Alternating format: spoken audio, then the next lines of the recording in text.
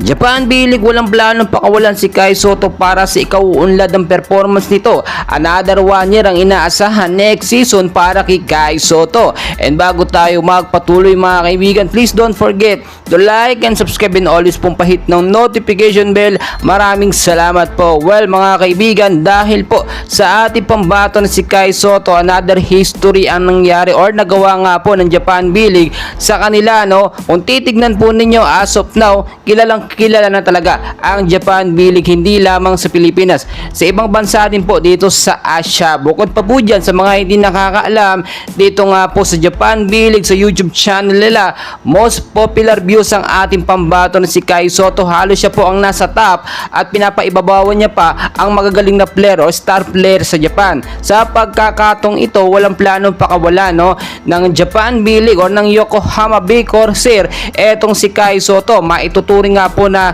hidden gems ang ating pambato or sleeping giant si Kai Sotto. Sa kanyang edad ngayon na 21, maganda na ang pinapakita. How much more kapag nag-edad pa ito ng 25 to 30 years old. Well, kung titignan po ninyong mabuti, noon pa man sinabi na ng Japan B-League na kinakailangan lamang ni Kai Sotto magkaroon ng at least 15 pounds at pagkatapos doon pwede na nilang pakawalan nito at pwede na magpunta sa ibang liga. At dahil nga po nagkakasundo ang agent ni Kai Sotto at yung may-ari po at owner po nito nga pong Japan B-League, no, ay okay sila na mag-stay dito sa Japan para sa ikauunlad ng ating pambato. Kasi nga naman, kung mapupunta po sa ibang liga ang ating pambato na si Kai Sotto, tulad na lang sa NBL Australia, mas mataas na liga po yun mga kaibigan, pero walang playing time at wala tayong assurance na mag-i-improve si Kai. Well, kahit sabihin natin, no, hindi naman nasa top itong Japan B-League na liga, pero magandang performance, no, or magandang oras at playing time na ibibigay sa ating pambato na si Kai Sotto.